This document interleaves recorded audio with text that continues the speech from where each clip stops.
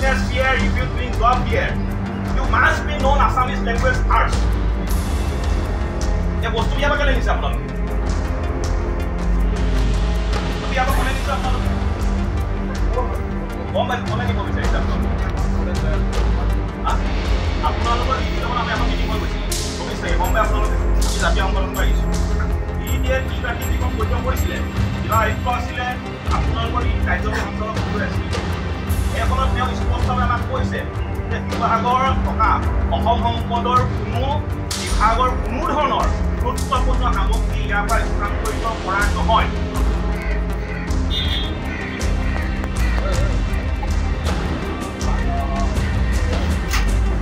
যে ওএনচিৰ অসম সম্পদৰ থলুৱা নীতিৰ বিৰুদ্ধে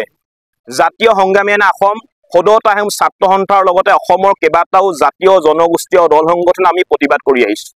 আৰু ওএনচি অসম সম্পদৰ গুৰুত্বপূৰ্ণ বিভাগসমূহ বিভিন্ন ঠাইলৈ স্থানান্তৰিত কৰাৰ প্ৰতিবাদত আমি যোৱা জুন মাহৰ 25 আৰু 26 তাৰিখে সৰ্বাত্মক ওএনচি বন্ধ আমি ঘোষণা কৰিছিলোঁ যাৰ পৰিপ্ৰেক্ষিতত শিৱসাগৰ জিলা আয়ুক্ত ওএনচিৰ অসম সম্পদৰ কাৰ্যবাহী সঞ্চালকৰ লগত আমাৰ এখন ত্ৰিপাক্ষিক বৈঠক হৈছিল আৰু সেই বৈঠকখনক ওএনচিৰ কাৰ্যবাহী সঞ্চালকে আমাক জনাইছিল যে ওএনচিৰ অসম সম্পদৰ কোনো ধৰণৰ গুৰুত্বপূৰ্ণ বিভাগসমূহ ইয়াৰ পৰা স্থানান্তৰিত কৰা নহয় কোনো ধৰণৰ গুৰুত্বপূৰ্ণ বিভাগসমূহৰ সামগ্ৰীসমূহ ইয়াৰ পৰা স্থানান্তৰিত কৰা নহয় যাৰ পৰিপ্ৰেক্ষিতত আমি সেই ওএনচিৰ সৰ্বাত্মক বন্ধ কাৰ্যসূচী আমি স্থগিত ৰাখিছিলোঁ কিন্তু আজি আমি গম পালো যে ওএনচিয়ে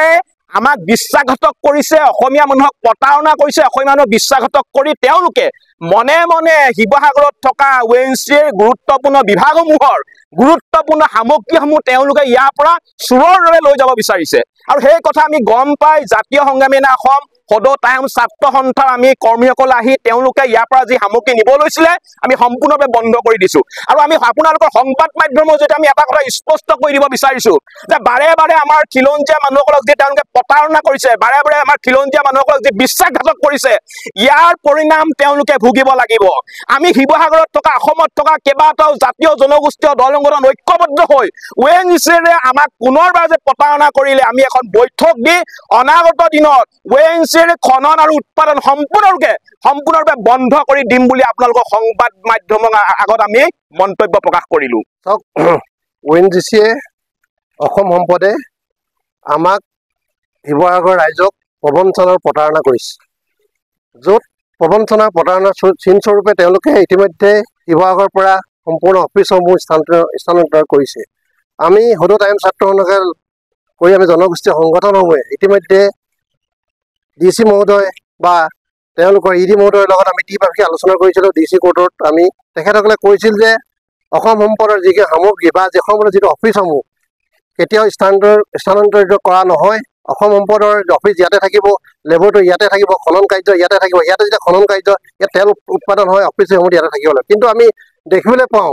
এটা দুষ্ট চক্ৰই ইয়াৰ পৰা চুৰ কৰি ইয়াৰ অফিচসমূহ স্থানান্তৰিত কৰা দেখা গৈছে গতিকে আমি সদৌ অসম ছাত্ৰ সন্থাকে কৰি আমাৰ যি 15টা সংগঠন আছিল জনগোষ্ঠীয় সংগঠন আছিল গোটেই সংগঠনসমূহ আমি লগ খাই আজি আমি দেখিলোঁ যে চুৰ কৰি ইয়াৰ অফিচসমূহ শিৱসাগৰৰ পৰা স্থানান্তৰিত যোৱাত লৈ শিফটিং কৰিবলৈ লৈছে গতিকে আমি সেইবাবে আমি সদৌ অসম ছাত্ৰ সন্থাকে ধৰি গোটেইকেইটা সংগঠন আমি প্ৰতিবাদ কৰি যাতে অনাগত দিনত যদি এই অফিচসমূহ শিফটিং কৰে আমি 24 ঘণ্টাৰ ভিতৰত ওএনচি খনন কাৰ্য উৎপাদন কাৰ্য আমি বন্ধ কৰিবলৈ বাধ্য হ'ম